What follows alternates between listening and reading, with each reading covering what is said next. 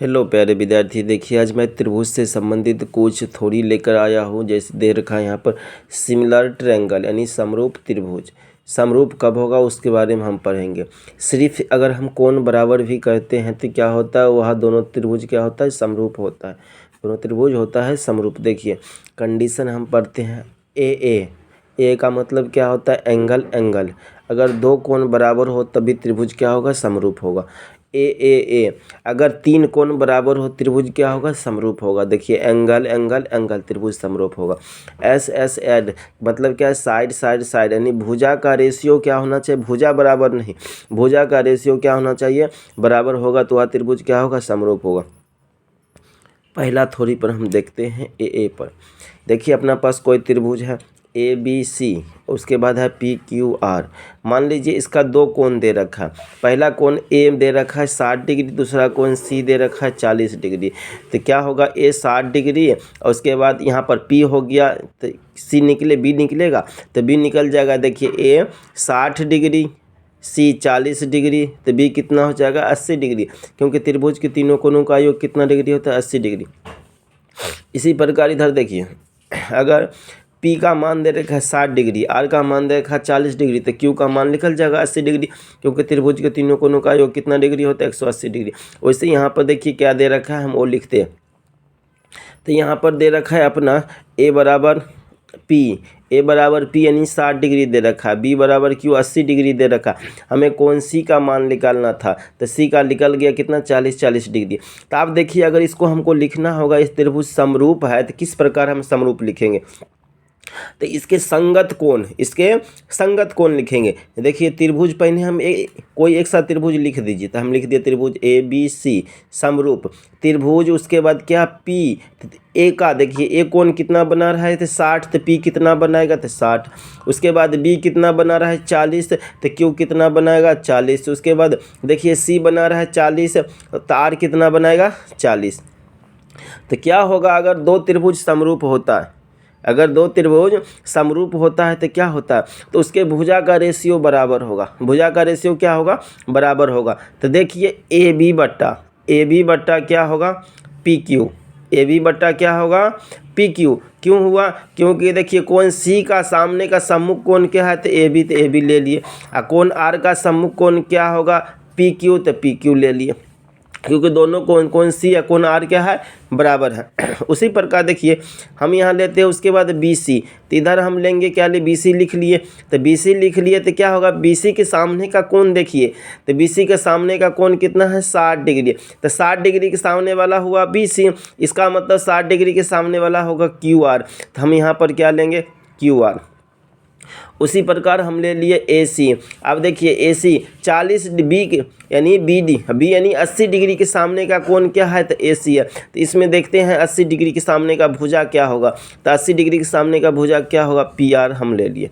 उसी प्रकार अगर इस त्रिभुज में हाइट रहता तो इसका हाइट और इसका हाइट क्या होता, रेशियो में बराबर होता। अगर इसका माध्यिका होता, इसका माध्यिका M1 M2 क्या होता, बराबर होता। तो इसका परपेंडिकुलर यानी लंब, इसका लंब क्या होता है, बराबर होता है। इसका इंडेडियस क्या होता है, बराबर होता है। इसका परिवृत्त की त्रिज्या, इसका परिवृत्त की त्रिज्या क्या होता है, बराबर होता है। यहाँ पर देखिए फिर दोबारा से हम एक डिब्बा बनाए हैं, उसमें देखिए क्या कह रहा है, ए बी बट्टे पी क्यू, बी सी बट्टे क्यू आर, ए सी बट्टे पी आर सभी क्या होगा, बराबर होगा। तो यहाँ देखिए क्या है, H1 H2 क्या है, हाइट यानी ऊंचाई है। P1 P2 क्या है, पेरीमीटर यानी परिमाप है। M1 M2 क्या है, मीडियम यानी क्या है, माध्यिका है। R1 R2 क्या है, रेडियस यानी क्या है, अंतर्वृत्त की क्या है, त्रिज्या है। R2 क्या है, सरकम रेडियस क्या है, परिवृत्त की त्रिज्या। अगर कोई त्रिभुज अपना पास दे रखा, देखिए क्या दे रखा है, कोण ए बराबर दे रखा है कोण क्यू, कोण बी बराबर कोण दे रखा है आर। तो हमें कहता है समरूपता लिखिए, किस प्रकार इसको समरूप लिखेंगे। तो कोण ए बराबर क्या है, कोण बी। तो ए बराबर हमने लिख दिया, कोण क्या कर दिया, कोण ए बराबर कोण क्यू, तो ए बराबर कोण क्यू कर दिया। उसके बाद कोण बी बराबर कोण आर, तो कोण बी बराबर आर। तो क्या बचा, कोण इधर सी, क्या बचेगा, कोण सी बराबर तब कोण पी बचेगा, तो बराबर हो गया। अब देखिए यहाँ पर हम समरूप त्रिभुज लिखते हैं, तो ए बी सी। अब देखिए कोण ए, क्या है ए बी सी, तो यहाँ पर क्या लिखेंगे ए किसके बराबर था, ए बराबर था तो क्यू लिखे, बी किसके बराबर था, बी बराबर था आर के, तो आर लिखे, सी किसके बराबर है तो पी के। इस प्रकार हम समरूप त्रिभुज इसको हम लिख सकते हैं।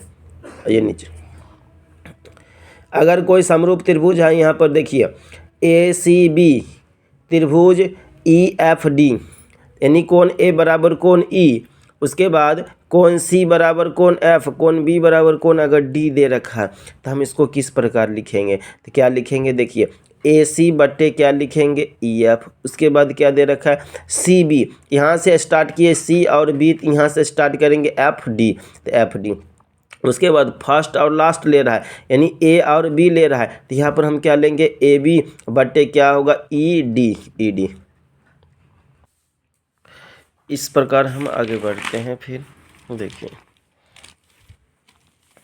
अपना पास कोई त्रिभुज दे रखा है ए बी सी और त्रिभुज दे रखा है पी क्यू आर, क्या दे रखा है कोण ए बराबर कोण पी, कोण ए बराबर कोण पी, कोण बी बराबर कोण क्यू, कोण बी बराबर कोण क्यू और कोण सी बराबर कोण आर दे रखा है। तो यहाँ त्रिभुज क्या होगा समरूप होगा, क्या क्यों एंगल बाय एंगल से, angle by angle, angle angle से, मतलब क्या कोण से क्या होगा, या त्रिभुज क्या होगा समरूप होगा। देखिए इसको हम लिखेंगे त्रिभुज ए बी सी समरूप त्रिभुज पी क्यू आर, क्योंकि ए बराबर है कोण बी के, उसके बाद कोण बी बराबर है कोण किसका क्यू के, कोण सी बराबर है कोण आर के, तो हम क्या किए समरूप लिख दिया। आइए S S S S S S का मतलब क्या होता है साइड साइड साइड। अगर देखिए त्रिभुज ए बी सी, इस त्रिभुज का मान दे रखा है 4 सेंटीमीटर, ए बी का ए सी का मान दे रखा है 6 सेंटीमीटर, बी सी का मान दे रखा है 5 सेंटीमीटर। तो देखिए पी क्यू का मान दे रखा है 12 सेंटीमीटर, क्यू आर का मान 15 सेंटीमीटर, अब पी आर का मान दे रखा है 18 सेंटीमीटर। तो इसका रेशियो आया काटने 4, 5 और 6, यानी 4, 5 और 6 आया रेशियो। तब इसका रेशियो देखते हैं, सभी देखिए किससे कट रहा है, तो सभी 3 से कट रहा है, 3 से काटने पर इसका रेशियो आ गया 4, इसका आ गया 5, इसका आ गया 6, क्योंकि 3 चौक 12, 3 5 15, 3 छः 18 कट गया। तो इसका रेशियो क्या है बराबर है, अगर रेशियो बराबर है तो त्रिभुज क्या होगा समरूप होगा, त्रिभुज क्या होगा समरूप। देखिए तो क्या लिखेंगे त्रिभुज ए बी सी समरूप त्रिभुज पी क्यू आर, क्योंकि देखिए क्योंकि ए बी लिए हैं, यहाँ पर क्या है ए बी क्या है 4 सेंटीमीटर, इधर क्या है 4 सेंटीमीटर क्या है तो पी क्यू क्या है पी क्यू। उसके बाद देखिए बी सी लिए है, तो बी सी बराबर, बी सी किसके बराबर है 5 का, तो इधर 5 किसके बराबर है तो 5 बराबर है अपना सा क्यू आर का, तो हम लेंगे क्यू आर। और उसके बाद देखिए ए सी तो ए सी, इसी प्रकार क्या हो गया त्रिभुज समरूप हो गया। आइए दोबारा से कहता त्रिभुज ए बी सी, उसके बाद त्रिभुज P Q are, P Q are, इसका रेशियो वही रेशियो है 4 रेशियो 5 रेशियो 6। इसका देखिए क्या दे रखा 4, 12 सेंटीमीटर, 15 सेंटीमीटर, आधा 18 सेंटीमीटर, इसका रेशियो आ गया क्या आ गया पी क्यू का 4, पी आर का 5, क्यू आर का 6 सेंटीमीटर, मतलब 6 यूनिट आया रेशियो में। तो इसका रेशियो क्या होगा ए बी बट्टे क्या होगा ए बी बट्टे, तो 4 सेंटीमीटर वाले किधर है पी क्यू, तो क्या होगा पी क्यू। उसके बाद देखिए बी सी 5 वाले हैं, तो 5 वाले किधर है तो पी आर हो गया। उसके बाद देखिए ए सी 6 वाले हो गया, तो 6 सेंटीमीटर वाले किधर है क्यू आर, हमने रेशियो लिख दिया। इसी प्रकार लिखेंगे त्रिभुज ए बी सी समरूप त्रिभुज पी क्यू आर, जिसमें क्या होगा अगर भुजा बराबर है तो इसका कोण क्या होगा बराबर होगा, संगत कोण क्या होगा बराबर होगा। तो कोण देखिए, तो कोण सी बराबर कोण आर, कोण सी के सामने कितना है 4 सेंटीमीटर, इधर कितना 4 है रेशियो में, इधर क्या है रेशियो में और उसके बाद 4 किसके सामने है तो आर, देखिए 4 यानी पी क्यू कोण आर के सामने क्या है 4, कोण आर के सामने क्या है 4, तो क्या होगा सभी इसका रेशियो इसी प्रकार क्या होगा बराबर होगा। आगे बढ़ते हैं। देखिए अगर कोई त्रिभुज दे रखा है, यहाँ पर देखिए ए बी सी, उसके बाद पी क्यू आर, इसका मान है कितना 4 सेंटीमीटर, 5 सेंटीमीटर, 6 सेंटीमीटर। इसका दे रखा है 16 सेंटीमीटर, 20 सेंटीमीटर, 18 सेंटीमीटर। आप देखिए काटने पर रेशियो आ गया 4 आ गया, 5 हो गया, यह 18 कट ही नहीं रहा है। तो इसका रेशियो जब बराबर नहीं होगा, रेशियो बराबर नहीं होगा तो यह त्रिभुज समरूप नहीं होगा, त्रिभुज समरूप नहीं होगा। क्योंकि देखिए ए बी का रेशियो कितना है तो 4, तो इसका आ गया पी क्यू का 4 आ गया। बी सी का 5 है तो बी सी का देखिए क्यू आर का 5 आ गया। ए सी का 6 होना चाहिए था, लेकिन ऐसे पी आर का कितना आ गया 18। कभी नहीं होगा, कभी नहीं होगा त्रिभुज। आइए फिर कहते हैं ए बी सी त्रिभुज P Q R, A B C त्रिभुज पी क्यू आर, जिसमें दे रखा है त्रिभुज ए बी सी समरूप त्रिभुज पी क्यू आर है। तो अगर समरूप है तो क्या कंडीशन होगा, कौन ए बराबर कौन पी होगा, कौन बी बराबर कौन क्या होगा क्यू होगा, कौन सी बराबर कौन आर हम लिख दिए। और इसके भुजा का रेशियो क्या होगा, बराबर होगा ए बी बट्टे क्या होगा पी क्यू, उसके बाद क्या होगा ए सी बट्टे क्या होगा पी आर, उसके बाद बी सी बट्टे क्या होगा क्यू आर। इसके हाइट का भी रेशियो क्या होगा, बराबर होगा। इसके पेरीमीटर के रेशियो भी क्या होगा, बराबर होगा। इसके माध्यिका का रेशियो क्या होगा, बराबर होगा। इसको अंतःवृत्त की त्रिज्या और परिवृत्त की त्रिज्या का रेशियो क्या होगा, बराबर होगा। सेकेंड पॉइंट इसमें देखते हैं, तो पूछेगा इसका एरिया क्या होगा। तो त्रिभुज ए बी सी का एरिया त्रिभुज पी क्यू आर का, तो क्या हो जाएगा इसका रेशियो, यानी भुजा के रेशियो का क्या हो जाएगा, वर्ग हो जाएगा, यानी क्या हो जाएगा स्क्वायर। तो क्या हो जाएगा ए बी बट्टे पी क्यू का स्क्वायर हो जाएगा, ए सी बट्टे पी आर का स्क्वायर, बी सी बट्टे क्यू आर का स्क्वायर, H1 H2 का क्या होगा हाइट का स्क्वायर, पेरीमीटर का स्क्वायर, मीडियम का स्क्वायर, इन रेडियस और क्या हो गया परी रेडियस का क्या होगा स्क्वायर हो जाएगा। अगर त्रिभुज का क्षेत्रफल ज्ञात करना होगा, अगर उसके भुजा का रेशियो दिया होगा तो क्या करेगा, उसका हम वर्ग कर देंगे तो उसका क्या होगा क्षेत्रफल का रेशियो आ जाएगा, क्षेत्रफल का रेशियो क्या होगा आ जाएगा।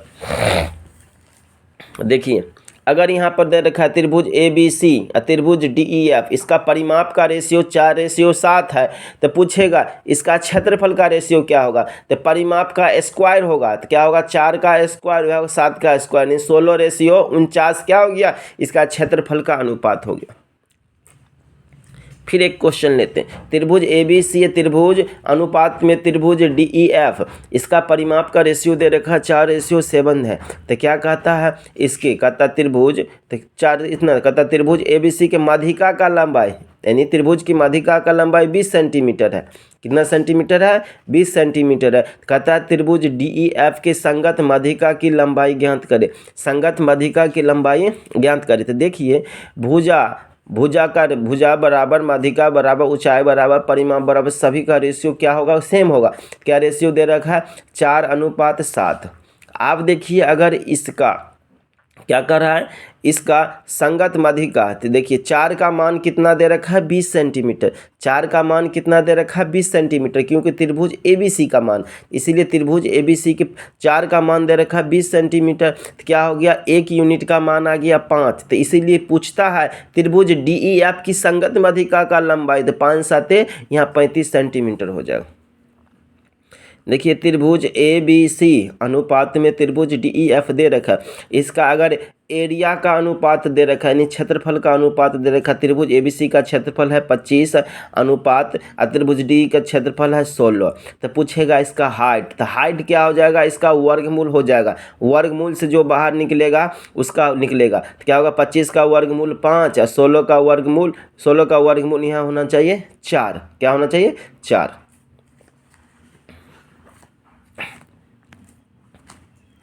अब देखिए इंपॉर्टेंट पॉइंट, अगर त्रिभुज के अंदर कोई त्रिभुज है, त्रिभुज के अंदर कोई त्रिभुज है, तब किस कंडीशन में यह बराबर होगा। देखिए तो वह दोनों त्रिभुज क्या होगा, समरूप होगा, वह दोनों त्रिभुज क्या होगा, समरूप होगा। देखिए तो क्या दे रखा है, अगर कोण यह थीटा है, अगर यह कोण थीटा है, तो इस कोण का मान अगर एक कोण और एक्स्ट्रा दे रखा है, तो इस कोण का थीटा मान, इस कोण का मान क्या दे रखा है थीटा।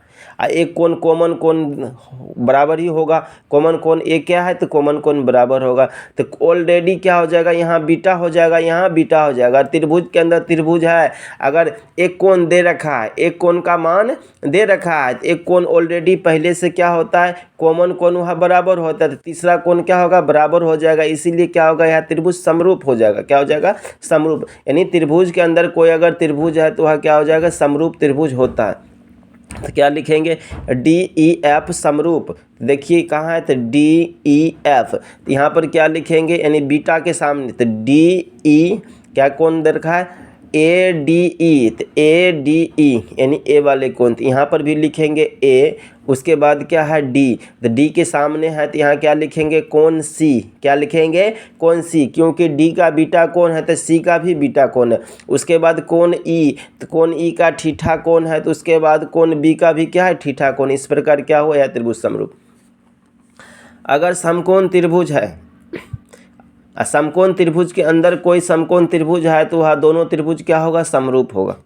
दोनों त्रिभुज क्या होगा, समरूप होगा। क्यों होगा, अब देखिए, अगर यहाँ 90 डिग्री होगा ही, क्योंकि यह समकोण त्रिभुज है, यहाँ पर भी 90 डिग्री होगा।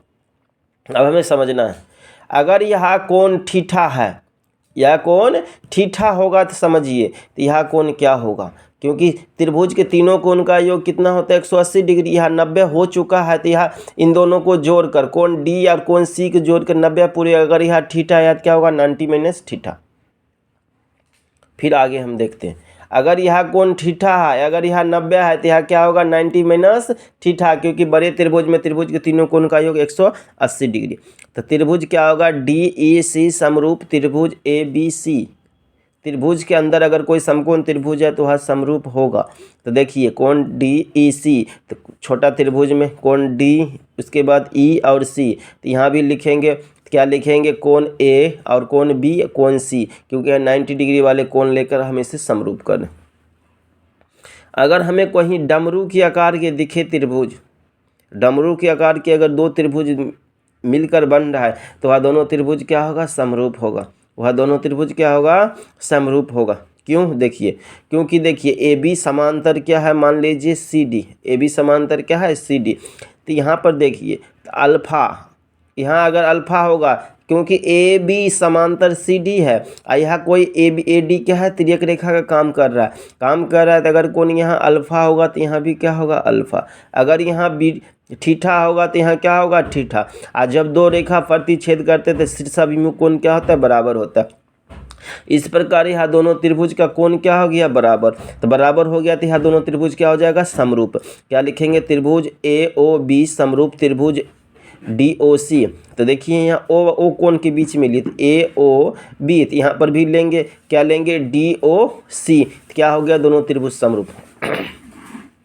आइए, कोई अगर त्रिभुज के अंदर फिर त्रिभुज बना है, उसके देखिए डी ई समांतर अगर बी सी होगा तो वह थेल्स प्रमेय के हिसाब से त्रिभुज क्या हो जाएगा, समरूप हो जाएगा।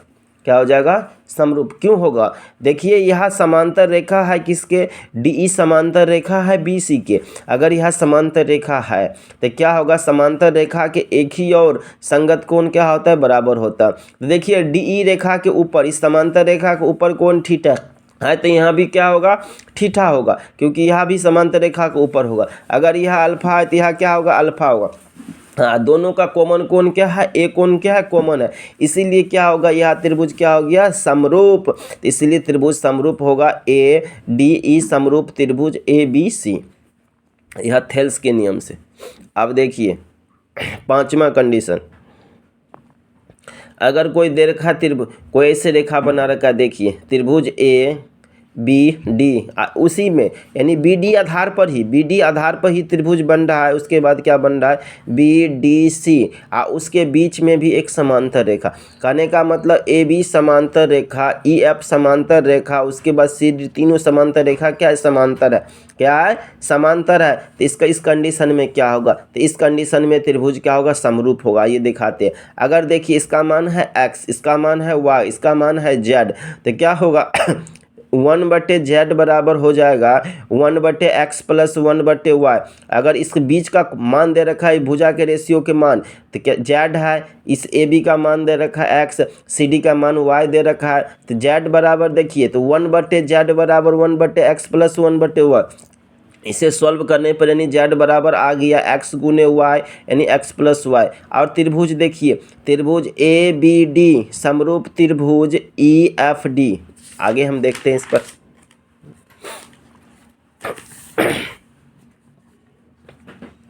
देखिए इसी प्रकार इसको हम क्या किए, सॉल्व किए, समीकरण में रखकर क्या किए, सॉल्व किए। देखिए तो क्या होगा, देखिए ABD समरूप त्रिभुज EFD। तो समरूप त्रिभुज है तो उसके संगत भाग लिए, क्या लिए, संगत भाग लिए, यानी z बट्टे क्या ले लिए हमने यहाँ पर, z बट्टे x FD बट्टे BD समीकरण 1 मान लिए। देखिए क्यों लिए हैं समझिए, कौन सा मान लिए थे हम, यहाँ पर आपको दिखाते हैं, यानी ले लिए f यानी FD बट्टे BD, FD बट्टे BD। देखिए त्रिभुज, इस त्रिभुज में देखते हैं त्रिभुज कौन सा है, त्रिभुज है ABD।